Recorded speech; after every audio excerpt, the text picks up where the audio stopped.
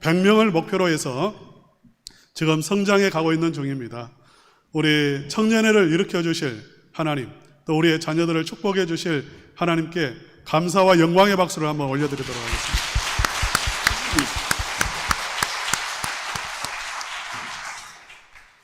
어떤 회사의 입사 시험 문제에 다음과 같은 문제가 출제되었다고 합니다. 당신은 거센 폭풍우가 몰아치는 밤길에 운전을 하고 있습니다. 마침 정류장을 지나치는데 그곳에는 세 사람이 있습니다. 첫째로 죽어가는 듯한 할머니가 있고, 두 번째로는 당신의 생명을 구해준 의사가 있습니다. 그리고 마지막 세 번째 사람은 당신이 꿈에 그리던 이상형의 사람입니다. 당신은 어떤 사람을 태우겠습니까? 이런 질문이에요. 이게 입사 시험의 문제입니다. 여러분은 몇 번을 선택하시겠습니까? 3번, 2번, 1번. 저는 이렇게 말할 것 같아요. 의논해 보겠습니다. 혼자 고민하지 않고 내려가지고 의사하고 다 이렇게 같이 함께 의논해 보겠습니다. 이렇게 대답할 것 같은데, 여기에서 최고의 대답이 있습니다. 뭐라고 대답을 했냐면, 의사에게 차 키를 맡기고 그 차에 할머니를 태우고 자기는 내려서 그 이상형의 사람과 함께 버스를 기다리겠습니다. 제가 하나를 빼먹었네요. 이 차에는 한 사람밖에 태울 수가 없다, 그 말. 한 사람밖에 태울 수가 없다면 누구를 태우겠는가 하는 질문인데, 누가 합격을 했냐면 바로 이 대답을 한 사람이 합격을 했답니다. 의사에게 차 키를 맡기고 할머니를 태우고 자기는 내려서 이상형의 사람과 함께 버스를 기다리겠다는, 이 사람은 굉장히 지혜로운 사람이죠. 이상형의 사람도 얻었고 할머니도 구했고 의사에게 보답도 했고요. 우리의 삶에 지혜가 필요한 것 같아요. 우리는 지혜를 구할 때가 있습니다. 평소에는 습관대로 살아가잖아요. 습관에 따라서 살아갑니다. 지혜를 찾지 않아요. 그런데 이런 문제를 만날 때에, 난관에 봉착하고 장애물을 만났을 때에, 그때에서 비로소 이제 지혜를 찾게 되죠. 어떻게 해야 되나. 대부분의 사람들은 혼자 고민하든지요. 혼자 고민하는 것은 위험한 일입니다. 아니면 이제 친구를 찾아가거나 멘토를 찾거나, 요즘에는 책을 읽으라고 말을 해요. 책에 답이 있다, 그렇게 말을 하죠. 또 어떤 사람들은 묵상을 하라고, 명상하라고 깊이 마음속에 들어가서, 마음이 중요하니까 마음속에 들어가서 생각을 해보라고 말을 해요. 이 잠언서에는 지혜가 나오는데, 이 잠언서에서 말하는 지혜는 여러분이 생각할 때 이런 문제를 해결하는 그러한 지혜를 의미하지 않습니다.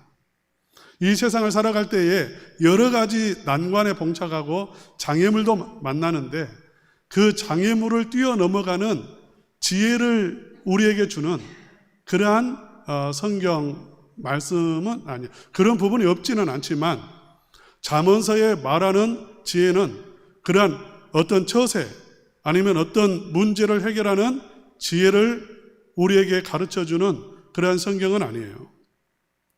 잠언서에서 말하는 지혜는 여호와를 경외하는 것을 말합니다. 우리 한번 7절 말씀 읽어보도록 하겠습니다. 7절 다 같이 읽겠습니다. 시작. 여호와를 경외하는 것이 지식의 근본이거늘 미련한 자는 지혜와 훈계를 멸시하느니라. 여호와를 경외하는 것이 지식의 근본이다, 이렇게 말했잖아요. 여기서 지식은 지혜입니다. 호크마예요. 여호와를 경외하는 것이 지혜다. 미련한 사람은 어떤 사람인가? 미련한 사람은 멸망해 가는 사람인데, 그는 여호와를 경외하지 않는 사람이에요. 지혜와 훈계를 멸시하는 사람, 하나님을 멸시하는 사람, 그 사람이 미련한 사람이고 멸망하는 사람이라는 거죠. 잠언서를 읽다 보면 굉장히 혼란을 느낄 수 있어요. 왜냐하면 내용이 너무 산만해 보입니다. 잠언서가 총 몇 장이죠? 31장으로 되어 있습니다. 915절이 기록이 되어 있습니다. 31장에 915절이에요. 그런데 보통 성경은 쭉 이야기 형식으로 앞뒤 문맥이 연결이 되잖아요. 그래서 이해하기가 쉽습니다. 무슨 말을 하고 있는지를 알기가 쉬워요. 문맥을 따라가면 되니까요. 그런데 잠언서는 뚝뚝 끊어져요. 대개는 이어지지 않고 한 절 한 절이 각각 다른 말씀을 하고 있는 거예요. 그렇기 때문에 잠언서를 읽을 때에 한편으로는 내용이 우리가 이해하는 내용들이에요. 부모님을 공경해라, 거짓말하지 말라, 살인하지 말라. 이거 너무나 잘 아는 말씀이잖아요. 이해하기가 쉽다라고 말해요. 그런데 다른 한편으로는 915절이나 되는 그 많은 절들이 각각 그렇게 이야기를 하고 있기 때문에 산만해질 수가 있는 거예요. 집중이 안 된다 그 말이에요. 여러분이 지금 꽃이 피는 계절이잖아요. 꽃이 한 송이가 있을 때는 우리가 그 한 송이에 집중하고 감동을 쉽게 받습니다. 아름다움을 느껴요. 한 무더기가 있어도 그렇게 산만해지지 않아요. 그런데 장미축제 여러분 가보신 적 있으신가요? 거기에서 막 감동을 느끼셨나요? 그렇게 꽃이 너무 많아버리면 산만해져요. 꽃이 많이 있다 그 생각은 드는데 그 한 송이 한 송이의 감동을 느끼기가 어렵습니다. 마치 이처럼 이 잠언서의 말씀은 여러분이 읽으시면 너무나 이렇게 많은 이야기들을 하고 있기 때문에 꽃이 많은 것처럼, 그래서 정신이 산만해지는 것처럼 집중하기가 어려워질 수 있는 거죠. 그런데 맥을 잡고 있어야 됩니다. 잠언서가 그 많은 말들을 하고 있는 것처럼 보이지만 요점은 한 가지예요. 여호와를 경외하는 것이 지혜의 근본이다 하는 것입니다. 우리 한번 다 같이 따라서 합시다. 여호와를 경외하는 것이 지혜의 근본이다. 지혜의 근본이다. 여호와를 경외하는 것이 지혜의 근본이다. 모든 삶의 출발은 여호와를 경외하는 것에서 출발한다는 것입니다. 모든 문제의 출발도 바로 여호와를 경외함에 있어요. 여호와를 경외하는 것이 핵심이라는 거예요. 우리 인생에. 여호와가 어떤 분이신지 제가 지난번에 말씀을 드렸습니다. 여호와는 누구의 이름이죠? 하나님의 이름이잖아요. 여호와는 누구의 이름이라고요? 하나님의 이름입니다. 여호와라고 이름을 우리에게 가르쳐 주신 데에는 이유가 있어요. 그냥 우리가 하나님 했을 때는 전능하신 분이에요.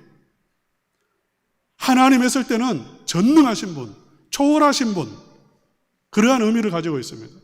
그런데 여호와라고 했을 때에는 그분은 살아계시고 우리를 사랑하시고 우리를 구원하시고 우리를 죄와 사망의 권세에서 끊어주시고 우리를 건져주시고 영생에 이르게 해주시는 분, 그러한 의미를 가지고 있는 이름이에요. 할렐루야. 여호와는, 하나님은 어떤 분이신가? 여호와이신데 살아계시고 우리를 구원하시고 세상 만물을 창조하시고 나를 사랑하시고 나를 죄와 사망과 사단의 권세에서 건져주시는 하나님, 영생에 이르게 하시는 하나님, 그 하나님을 의미하는 거죠. 여러분 하나님을 믿습니까? 아멘. 살아계심을 믿습니까? 아멘. 여러분을 구원하시는 하나님이심을 믿습니까? 아멘. 죄와 사망의 권세에서 건져주시고 그 멸망에서 구원해 주실 하나님이심을 믿습니까? 아멘. 하나님을 믿으시기를 축복합니다. 아멘. 그래서 이 잠언서의 핵심, 이 주제가 여호와를 경외하는 것이기 때문에 여호와라고 하는 단어가 잠언서에 몇 번 나오냐면 87번 나옵니다. 87번이나 나와요. 가장 많이 나오는 단어입니다. 지혜라는 말의 2배가 나와요.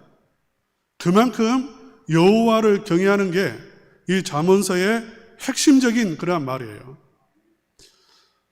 우리 성도님들이 지금 잠언서를 앞으로 2달 동안 잠언서를 이제 아침에 묵상하고 주일에 설교를 들을 겁니다. 잠언서의 대리학을 여러분이 이해하고 계셔야 은혜가 되고 이해가 될 수 있기 때문에 여러분의 강조를 드리는 거예요. 여호와를 경외하는 삶이란 어떤 삶인가? 8절과 9절 말씀 한번 읽어보겠습니다. 8절과 9절 다 같이 읽겠습니다. 시작. 내 아들아, 내 아비의 훈계를 들으며 내 어미의 법을 떠나지 말라. 이는 내 머리에 아름다운 관이요 내 목에 금사슬이니라. 아멘. 아멘. 여호와를 경외하는 것, 경외한다는 것은 무엇으로 드러나냐면 그분의 말씀을 귀담아 듣고 그분의 말씀을 따라가는 것으로 드러나는 것입니다. 지금 그 이야기를 하고 있는 거죠. 내 아들아, 내 아비의 훈계를 들으며 내 어미의 법을 떠나지 말라. 여기서 훈계와 법은 하나님의 말씀입니다. 그러니까 여호와를 경외한다는 것은 여호와 하나님을 마음 중심에 모시고 그 하나님, 살아계신 하나님, 천지 우주 만물을 창조하신 하나님, 나를 구원하시는 그 하나님을 내가 진실로 마음 중심에 모시고 그분과 연합하고 그분을 사랑해서 그분의 말씀을 귀담아 듣는 거예요. 그리고 그분의 말씀을 무시하지 않고 따라가는 것, 이게 여호와를 경외하는 삶입니다. 할렐루야. 아멘. 하나님은 법이 있어요. 하나님은 말씀으로 우리를 인도하십니다. 그래서 지금 아비의 훈계, 어미의 법 이렇게 말을 했는데 여기서 아비와 어미는 하나님을 의미하고요. 그리고 또 아비와 어미의 법이라고 말한 것은 어머니의 역할이 무엇인가? 하나님의 말씀으로 자녀를 양육하는 거예요. 아버지의 역할이 무엇인가? 자녀들을 하나님의 말씀으로 훈계하는 거예요. 우리 성도님들이 자녀들을 이렇게 말씀으로 훈계하고 양육하실 수 있기를 축복합니다. 아멘. 이거 원칙이에요. 원칙이 무너져 버리면 자녀들이 이 세상에서 건강하게 살 수가 없어요. 여러분의 가정에 원칙이 있습니까? 해서는 안 되는 일과 반드시 해야 되는 일, 그 기준이 서 있습니까? 자녀들에게? 이 기준이 무너져 버렸어요. 지금 이 세상에는 기준이 없어요. 그냥 자기들 마음대로 하게 버려둡니다. 기준이 없으니까요. 원칙이 없으니까. 훈계하지 않고 양육하지 않으니까 말씀으로 무너져 버려가지고요. 요즘 아이들요. 우리 청년들은 대단한 청년들이에요. 지금 여기에 있다는 것은. 남의 말을 듣지 않아요.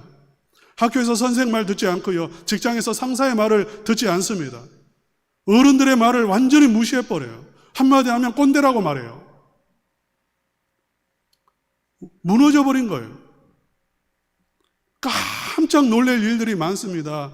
정말 해서는 안 되는 일인데 그것을 해버리는 거죠. 사랑하는 성도 여러분, 가정에도 원칙이 있어야 해요. 그 원칙이 그 아이를 지키고 법이 그 아이의 평생을 인도하는 거예요.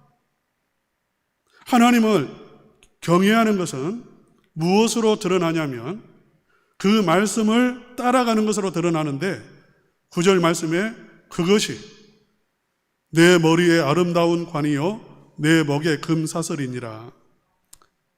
여러분, 머리에 아름다운 관이란 면류관을 의미하죠. 생명의 면류관, 영광의 면류관을 의미합니다. 하나님을 경외하는 자는 영광의 면류관을 쓰게 될 것이고 생명의 면류관, 승리의 면류관을 쓰게 될 것이라는 말씀이에요. 할렐루야. 아멘. 하나님의 말씀을 따라가면 반드시 그 사람은 복을 받고 잘되고 형통합니다. 목에 금사슬, 이렇게 금목걸이를 말하는 거잖아요. 그러니까 하나님을 경외하면서 하나님이 인도하시는 삶을 살아가는 사람은 결국 왕 같은 제사장의 삶을 살아가고 영광을 얻고 존귀하게 되고 아름다운 삶을 살아가게 되는 거죠. 사랑하는 우리 성도님들께서 이렇게 하나님을 경외하는 삶을 살아가시기를 축복합니다. 아멘. 하나님을 경외하지 않는 삶은 어떠한 삶이 될까요? 만약 하나님을 모르고 살아간다면 그 사람은 어떤 삶을 살겠어요?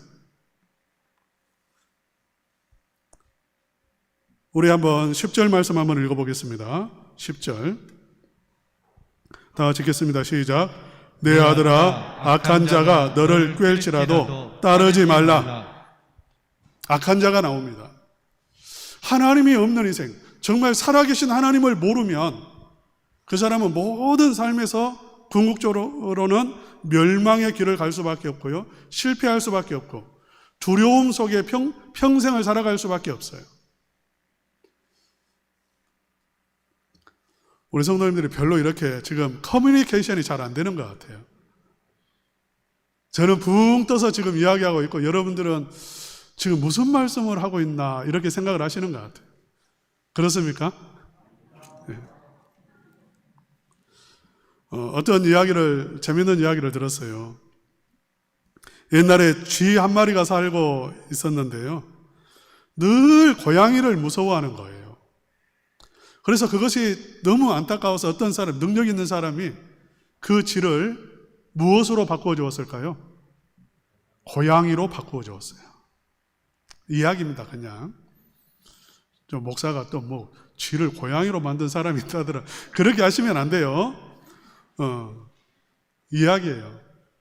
고양이로 바꾸어 주었어요. 하도 두려움 속에 살아가니까. 이제 고양이가 되었으니 두려워하지 않을까요? 아니, 여전히 두려워하는 거예요. 누구를 두려워하냐면 개를 두려워하는 거예요. 늘 또 두려움 속에 살아가니까 개로 바꿔줬어요, 이번에는. 두려워하지 않았을까요? 또 두려워해요. 개가 된 다음에는 표범을 무서워하는 거예요. 벌벌벌 떠는 거예요. 그래서 표범으로 바꿔줬어요. 이제 두려움이 사라졌을까요? 사라지지 않았어요. 이제는 사냥꾼을 무서워하는 거예요. 그래서 안 되겠다 싶어가지고 다시 쥐로 만들어줬답니다. 여러분, 하나님이 우리의 마음속에 없으면 우리의 마음은 끊임없이 무엇을 생산해내냐면 두려움을 생산해냅니다. 끊임없이. 그러니까 아무리 많은 재산을 가지고 있어도 하나님이 없다면 그 사람은 두려움 속에 살아요. 행복하지가 않아요. 여호와가 없는 인생은 아무리 많은 지식을 소유하고 있어도 여전히 두려워하고 염려 근심에 빠지고 그는 행복을 누리지 못하고 살아가는 거죠. 더 큰 문제가 있습니다. 여호와를 경외하지 않는 삶은 악한 자가 가만두지 않아요. 우리 한번 11절과 12절 말씀 읽어보도록 하겠습니다. 다 같이 읽겠습니다. 시작. 그들이 내게 말하기를 우리와 함께 가자. 우리가 가만히 엎드렸다가 사람의 피를 흘리자. 죄 없는 자를 까닭없이 숨어 기다리다가 수월같이 그들을 산채로 삼키며 무덤에 내려가는 자들같이 통으로 삼키자. 예, 여기서 그들은 누구를 말하죠? 악한 자를 말합니다. 악한 자가 숨어서 기다리다가 죄 없이, 죄 없는 사람을 피를 흘리고 산채로 삼켜버리자고요. 무덤에 내려가는 자들 같이 통째로 삼켜버리자고 말을 해요. 무서운 그러한 사람이죠. 여기서 말하는 악한 자는 누구를 의미하냐면, 여기서 말하는 악한 자는 사단의 세력을 의미합니다. 어둠의 권세를 의미하는 거예요. 사단이 하는 일, 마귀, 귀신이 하는 일이 무엇이냐면 멸망시키는 일이에요. 죽이기 위해서 찾아옵니다. 숨어서 기다리다가요. 마귀는 절대로 정체를 드러내지 않아요. 숨어서 우리를 사로잡고 공격하고 삼킵니다. 마치 뱀처럼요, 산채로 삼켜요. 통째로 삼켜버려요. 사단이 하는 일이에요. 여호와가 없는 인생은 이렇게 사단에게 속아서 이미 사단의 뱃속에 들어가 있어요. 삼켜버렸어요. 사단이 칭칭 감고 있어요. 사단의 노예로 살아가고 있다는 것입니다. 여러분, 사단은 반드시 우리를 찾아오고 공격하고 삼키고 피를 흘리게 하고 멸망의 길로 이끌어가고 우리가 가지고 있는 모든 존귀한 것을 뺏어버리는 존재예요. 우화 가운데 이런 우화가 있잖아요. 개구리하고 전갈. 전갈이 저 강 건너편으로 가고 싶은데 자기는 수영 실력이 없으니까 도저히 건너갈 수가 없어요. 그래서 온갖 감언이설로 개구리를 꼬드겼습니다. 등에 타고 건널 수 있게 해달라. 타고 건너게만 해주면 내가 너를 절대로 이제 안 쏘고 너를 지켜주겠다고. 그렇게 아주 감언이설로 유혹을 해서 결국 등에 탔습니다. 그리고 강을 건너게 되었어요. 건너갈 때쯤, 이제 도착할 때쯤 물결이 찰랑거렸고 전갈은 자기도 모르게 개구리를 그 꼬리로 쏘아버렸다는 거예요. 독침으로 쏘아버렸어요. 개구리가 이렇게 말했어요. 죽어가면서 너 쏘지 않는다고 했잖아. 나를 지켜주지 않는다고 했잖아. 전갈이 하는 말이 나도 몰라. 본능이야. 내 본능이야. 나는 쏘는 게 내 일이야. 사단은 멸망시키는 게 전문이에요. 그가 하는 일이에요. 절대로 가만두지 않는다. 그 말입니다. 우리의 인생의 문제는 무엇이냐면 하나님을 경외하지 않습니다. 하나님을 싫어합니다. 거부합니다. 하나님의 말씀을 거부합니다. 이미 우리 인생은 사단에게 잡혔고 사단에게 쏘였고 이미 사단이 삼켰고 그 죄와 사망의 권세 아래 놓여 있고 저주 아래 있고 죽음의 늪으로 빠져가고 있다는 거죠. 사람들은 자기의 실존을 몰라요. 우리 성도님들은 어떤 분들이세요? 자, 잠언서는 쉬운 말씀이라고 했죠. 부모님을 공경하라. 쉬워요, 어려워요? 이해하기 쉬운 말씀이죠. 당연한 말씀이죠. 여러분은 부모님을 공경하는 사람입니까? 공경하지 않는 사람입니까? 내 마음대로 사는 사람입니까? 부모님 말씀에 따라가는 사람입니까? 쉬운 말씀이지만 실천하는 것은 너무나 어려워요. 다 부모님을 사랑한다고 말하지만 실제로는 마음속에 자기의 욕망을 추구하고 자기의 생각을 따라가죠. 사실 사단에게 잡혀있다는 증거가 뭡니까? 사단이 하는 일을 우리도 하고 있다는 거예요. 아니, 목사님, 나 사람 죽인 일 없는데요? 아니요. 성경은 이렇게 말합니다. 우리 예수님의 말씀에 너의 형제에 대해서 미련한 놈이라 이 말 한마디만 해도 너는 지옥의 불 속에 들어간다고 했어요. 살인자예요. 분노의 말을 하는 사람. 이미 그 마음속에 살인을 했어요. 마음속에 음욕을 품고 여자를 바라보는 사람 이미 음란 죄를 지었다라고 말을 해요. 우리 인간은 자기의 자신을 몰라요. 내가 얼마나 부모의 마음에 못을 받고 살아가는지 자기 자신을 보지 못하는 거예요. 내 아내, 내 남편 얼마나 많이 내가 죽이고 있는지 자기 자신을 몰라요. 나는 괜찮다라고 생각을 하죠. 부모도 마찬가지예요. 자녀들을 얼마나 많이 상처를 줍니까? 예수님은 그게 무엇이라고 말하냐면 살인이라고 말을 해요. 그것이 바로 누가 하는 일이냐면 사단이 하는 일이라고 말을 하고 있습니다. 사랑하는 성도 여러분, 우리 인생들의 문제는 무엇이냐면 여호와를 경외함이 우리의 살 길인데 우리 모든 인생들은 여호와를 경외하면서 떠나서 악한 자의 사단에게 꼬임을 당해서 사단에게 잡혀서 살아가고 있다는 거죠. 멸망의 길을 걸어가고 있다는 것입니다. 어떻게 하면 될까요?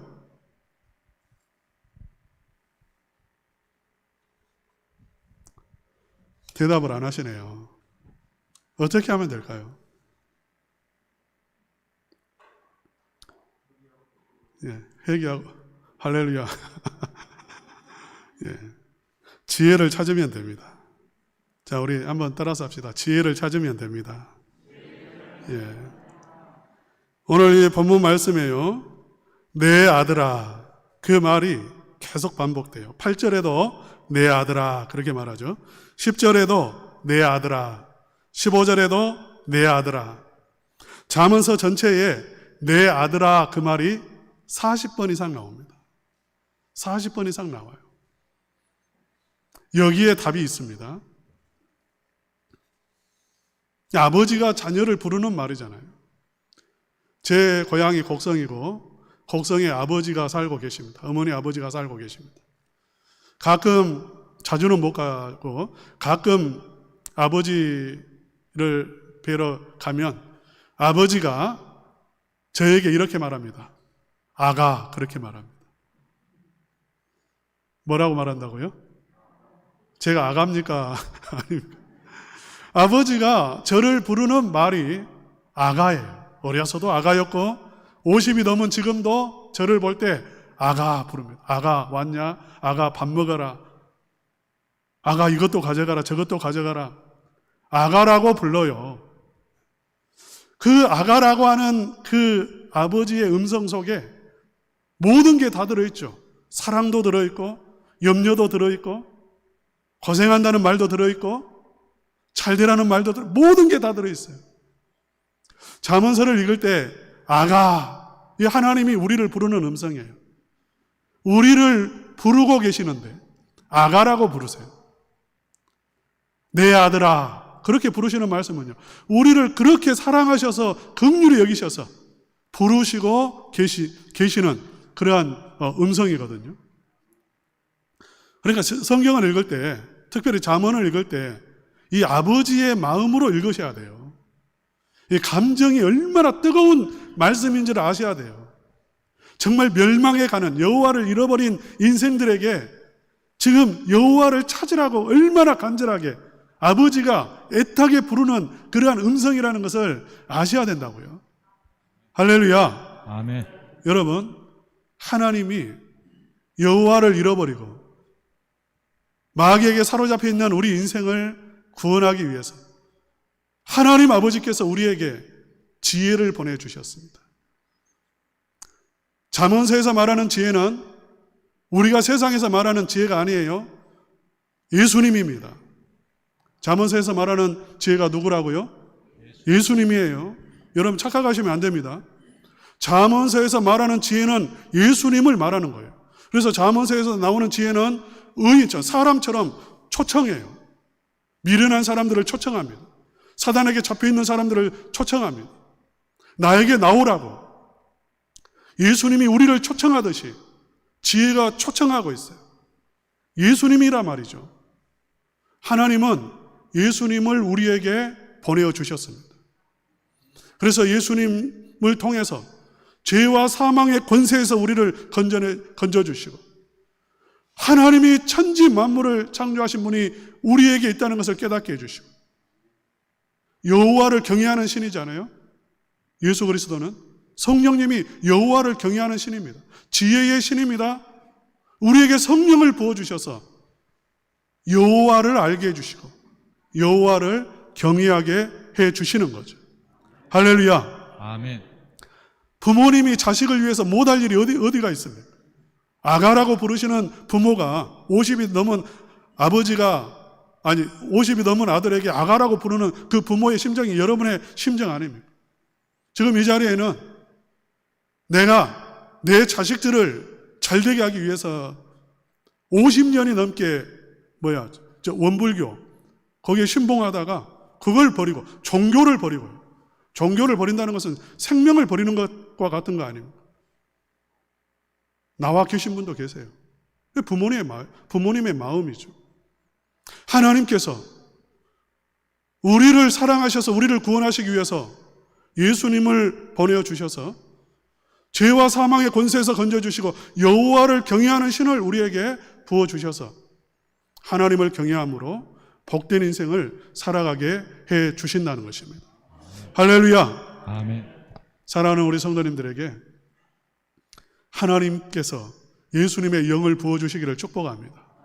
우리 성도님들이 살아계신 하나님을 알고 여호와를 알고 여호와를 경외하면서 그 하나님의 말씀의 인도하심을 받아서 그야말로 영광의 면류관을 쓰시고 금목걸이를 쓰시는 그러한 영광스러운 왕같은 그러한 존귀한 삶을 이 세상에서 살 뿐만 아니라 영원히 누리시기를 주님의 이름으로 축복합니다. 아멘.